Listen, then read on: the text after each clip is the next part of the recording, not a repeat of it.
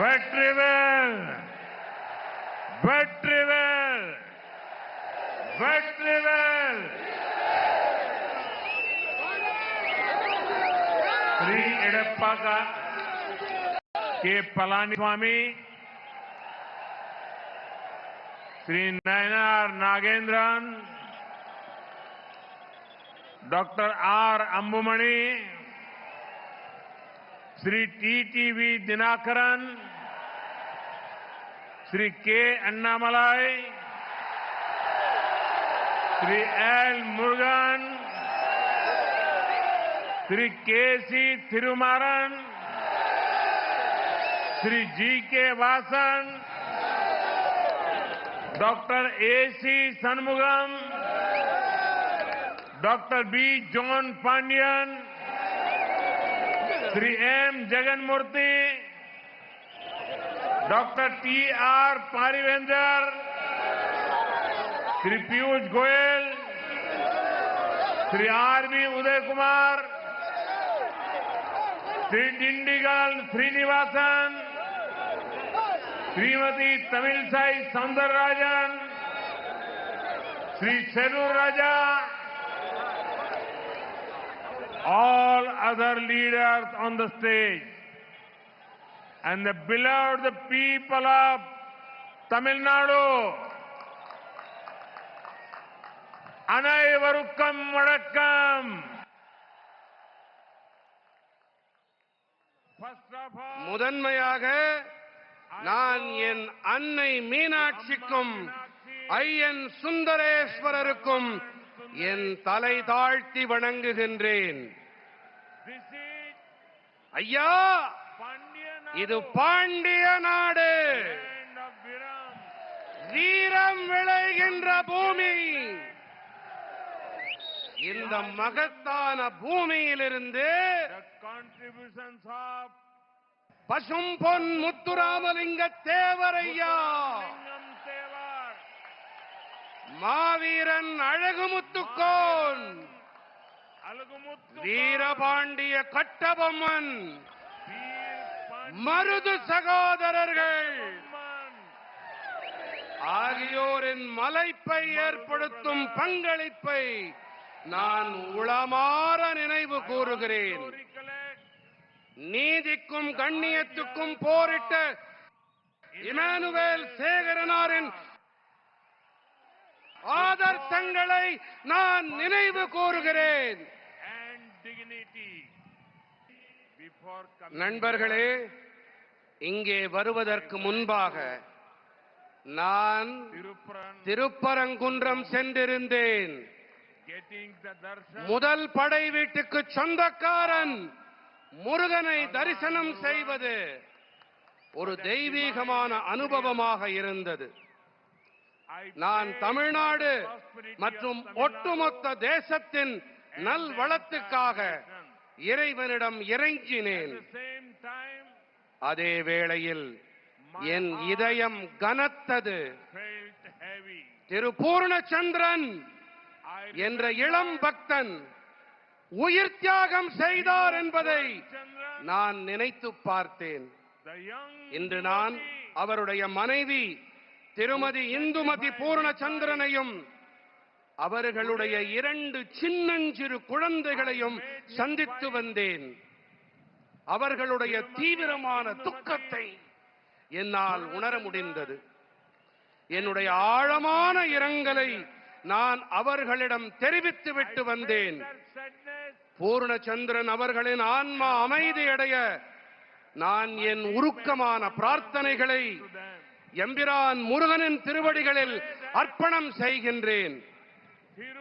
ஆனால் ஒரு விஷயம், திமுக அரசாங்கத்தின் நேயமற்ற தன்மை காரணமாகவே இது நடந்திருக்கிறது என்பது வலியை ஏற்படுத்துகின்றது.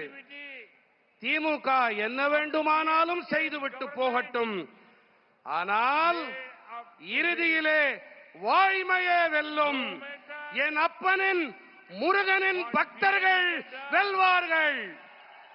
The truth will win, friend.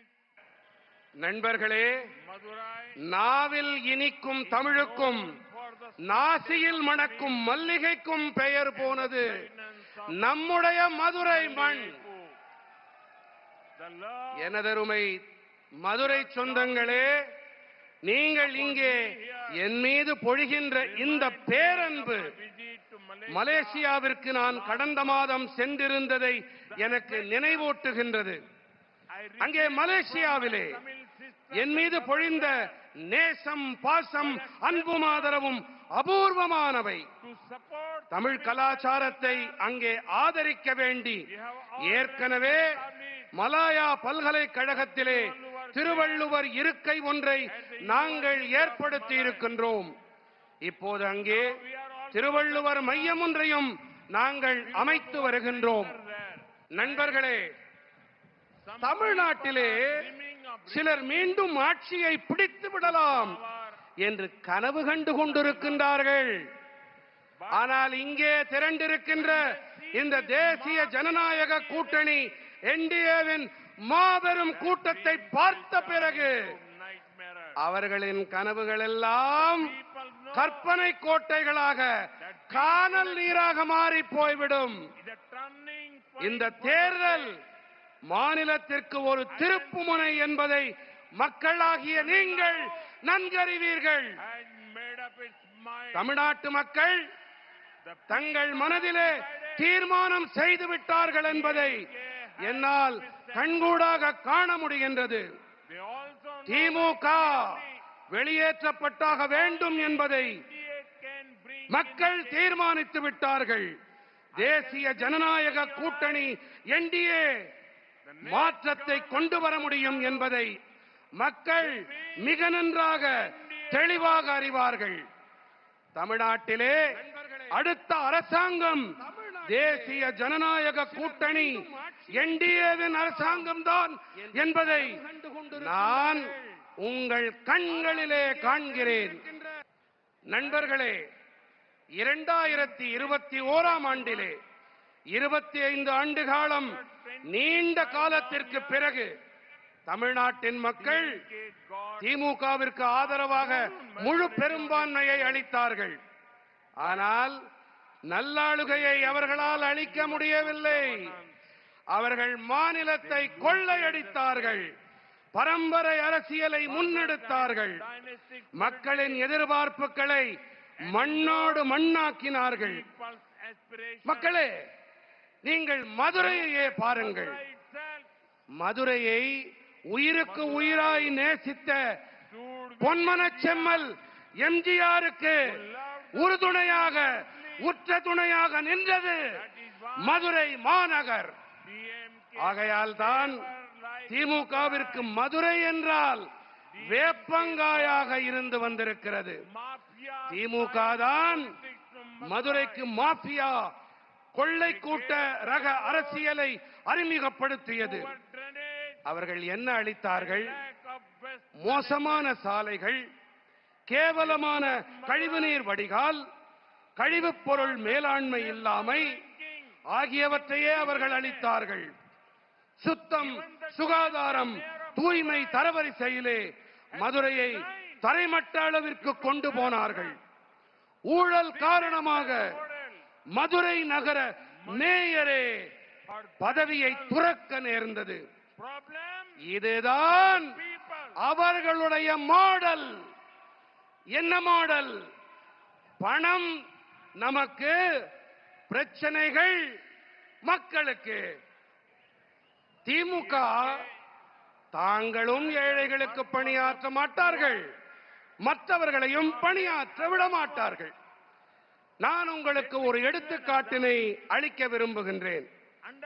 பிரதம மந்திரி ஊரக பகுதி வீட்டு வசதி திட்டத்தின்படி தமிழ்நாட்டிலே 6 லட்சத்திற்கும் மேற்பட்ட வீடுகள் கட்டி முடிக்கப்பட்டு விட்டன.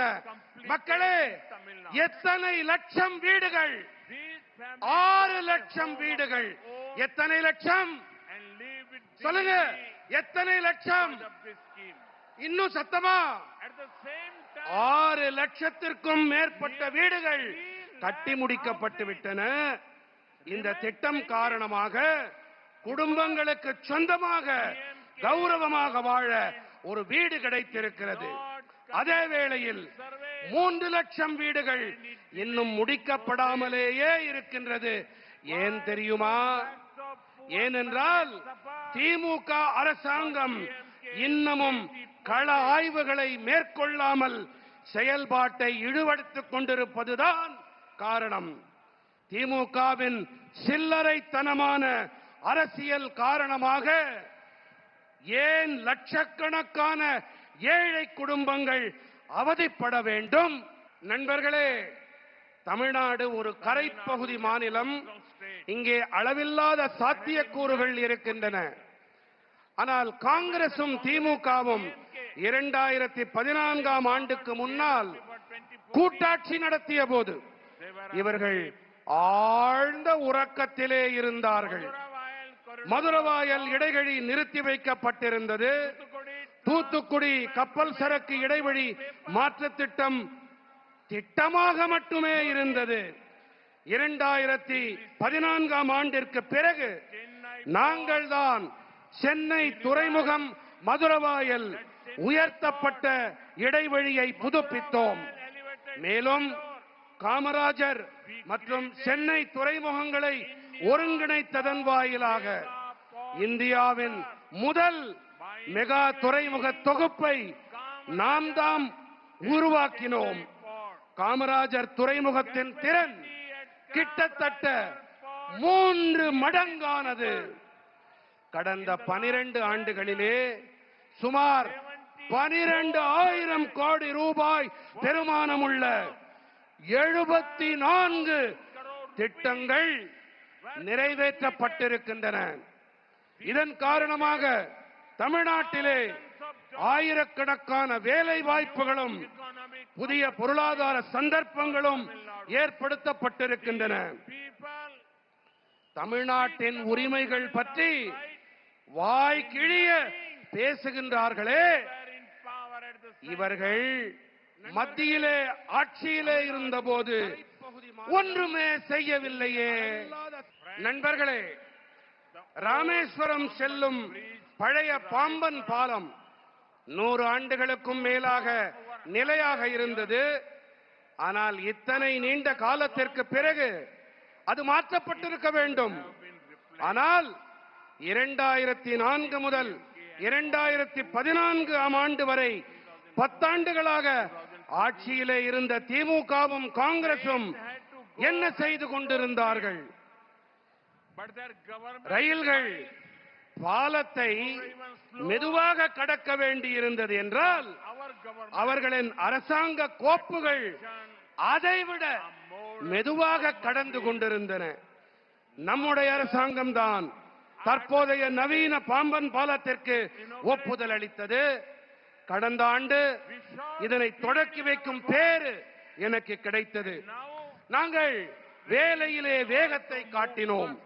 இதன் காரணமாக இப்போது ரயில்களால் வேகமாக பயணிக்க முடிகின்றது. 2009-14ஆம் ஆண்டிலே தமிழ்நாட்டிற்கு வருடாந்திர ரயில்வேயின் நிதி ஒதுக்கீடு சுமார் 880 கோடி ரூபாய். மத்தியிலே காங்கிரசும் திமுகவும் ஆட்சி செய்த போது இருந்த நிலைமை இதுதான்.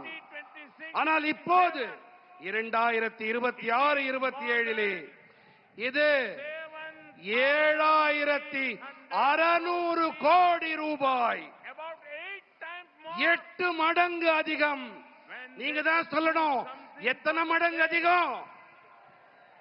இன்னும் காதல உடலையா யாருக்கும்? 8 மடங்கு அதிகம். மாநிலத்திற்கு நல்லது ஏதாவது செய்ய முடிந்த காலத்திலே இந்த காங்கிரஸ் திமுக காரர்கள் ஒன்றுமே செய்யவில்லை. ஆனால் இன்றைக்கு வாய்கிழிய பேசுகிறார்கள், கூப்பாடு போடுகிறார்கள். நண்பர்களே, இன்று தமிழ்நாட்டின் பெண்கள் பெரும் பிரச்சனையில் சிக்கி இருக்கின்றார்கள். குற்றங்கள் அதிகரிக்கின்றன. ஒவ்வொரு நாளும் பெண்களுக்கு எதிரான குற்றங்கள் தொடர்ந்து நடந்து கொண்டே இருக்கின்றன.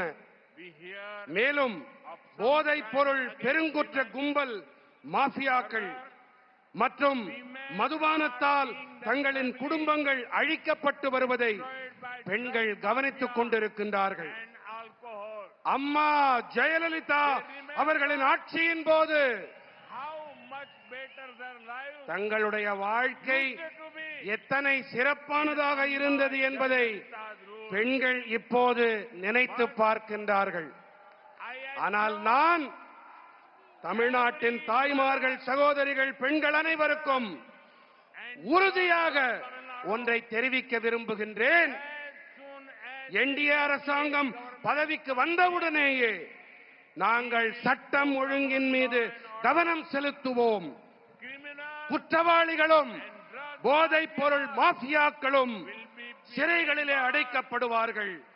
தேசிய ஜனநாயக கூட்டணி என்டிஏ உங்களுடைய பாதுகாப்பு, கண்ணியம் மற்றும் அதிகார பரவலாக்கத்தை உறுதி செய்யும். நண்பர்களே, தமிழ்நாட்டைச் சேர்ந்த பல மனிதர்கள் சுதந்திர போராட்ட வேள்வியிலே முக்கியமான பங்கெடுத்தவர்கள். நாம் விடுதலை அடைந்த பிறகு டாக்டர் பாபா சாஹேப் அம்பேத்கர் அவர்கள் தலைமையிலான நமது அரசியலமைப்பு சட்ட வடிவமைப்பாளர்கள் நமக்கெல்லாம் அற்புதமானதொரு அரசியல் சட்டத்தை அளித்தார்கள். அனைவரையும் சமமாக கருதும் பலமானதொரு ஜனநாயகத்திற்கான அடித்தளத்தை இது நமக்கு அமைத்தளிக்கின்றது. என் வாழ்வின் ஒவ்வொரு கணத்திலும் அரசியல் சட்டத்தின் நன்மதிப்புகளை உயர்த்தி பிடிக்க நான் கடமையாற்றி வந்திருக்கின்றேன். நான் அவசர நிலை காலத்தின் போது நமது ஜனநாயகத்தை பாதுகாக்கும் இயக்கத்தின் பகுதியாகவும் இயங்கி இருக்கின்றேன். நண்பர்களே, ஒரு விஷயம், Recently, என்னிடமோ என் தந்தையிடமோ பயமில்லை என்று திமுகவில் யாரோ ஒருவர் அண்மையில் பேசினார் என்று நான் கேள்விப்பட்டேன். நான் தெளிவாக ஒன்றை கூறிக்கொள்ள விரும்புகின்றேன். ஜனநாயகத்திலே யாரும் யாருக்கும் பயப்பட தேவையில்லை, அஞ்ச தேவையில்லை. ஆகையினாலே when someone says என்னிடத்திலே பயமில்லை என்று யாராவது கூறினார்கள் என்று சொன்னால் they are not, அவர்கள் என்னை விமர்சிக்கவில்லை. they are ஜனநாயக நன்மதிப்புகள், விழுமியங்களிடம் எனக்கு இருக்கும் அர்ப்பணிப்பை உள்ளபடியே அவர்கள் பாராட்டுகிறார்கள் என்றுதான் அர்த்தம். given me பாவம், wage of தெரியாத்தனமாக அவர்கள் எனக்கு பாராட்டு பத்திரம் வழங்கி விட்டார்கள். நண்பர்களே, அரசியலில் நேர்மை என்று வரும்போது honesty. ஒட்டுமொத்த நாட்டுக்குமே ஒரு எடுத்துக்காட்டாக திகழ்ந்தார் பெருந்தலைவர் கே காமராஜர் அவர்கள். Set an example for ஆனால் திமுக இதற்கு நேர்மாறாக நேர் எதிரான எடுத்துக்காட்டு. example பணியிட மாற்றங்கள் விஷயத்தில் opposite. 365 கோடி ரூபாய் மோசடி, 106 அரசு பணிகள் வாங்கி தரும் விஷயத்தில் 900 கோடி ரூபாய் மோசடி, ஒப்பந்தங்கள் பெறுவதில் crore 1000 கோடி ரூபாய் பணம் பெற்ற மோசடி, மணல் திருட்டு மோசடியில் 4700 கோடி ரூபாய், scam, டாஸ்மாக் மோசடி மட்டுமே 40,000 கோடி ரூபாய். mining பொதுவாக நல்ல பணியாற்றுவதிலே அமைச்சர்களுக்கு இடையிலே ஆரோக்கியமான போட்டி இருக்கும். MSc ஆனால் திமுகவிலோ மோசடி செய்வதிலே minister அமைச்சர்களுக்கிடையே போட்டி இருக்கிறது. ஆனால் இவர்களெல்லாம் யாரிடமிருந்து திருடுகிறார்கள்? minister யாரிடமிருந்து தெரியுமா? compete with ஏழைகளிடமிருந்து, in scam இளைஞர்களிடமிருந்து, விவசாயிகளிடமிருந்துதான் இவர்கள் களவாடுகின்றார்கள். இப்படிப்பட்ட ஊழல் அரசு மேலும் தொடர்வதற்கு எந்த ஒரு தார்மீக உரிமையும் கிடையாது. அதனால்தான் தமிழ்நாட்டு மக்கள் தேசிய ஜனநாயக கூட்டணி என்டிஏ அரசை கொண்டு வர வேண்டும் என்று தீர்மானம் செய்து விட்டார்கள். That is why என் மனம் நிறை மக்களே, people of நாங்கள் உங்களுக்கு தூய்மையான திறமையான அரசாங்கத்தை கண்டிப்பாக அளிப்போம். நண்பர்களே, தமிழ்நாடு Tamil Nadu காங்கிரஸை 60 ஆண்டுகளாக மாநிலத்தை விட்டு விலக்கி வைத்திருந்தது. for 60 காங்கிரசிடமிருந்து விடுதலை பெற்ற முதல் மாநிலம் என்று சொன்னால் you அது நம்முடைய தமிழ்நாடுதான். Congress Mukta. இதனால்தான் தமிழ்நாட்டிடம் காங்கிரஸ் Congress தனது வஞ்சத்தை தீர்த்து கொண்டது. எப்படி தெரியுமா? காங்கிரஸ் கச்சத்தீவை தாரை வார்த்து கொடுத்தது. அப்போது திமுக ஒன்றுமே செய்யாமல் வாய் மூடி மௌனமாக இருந்தது.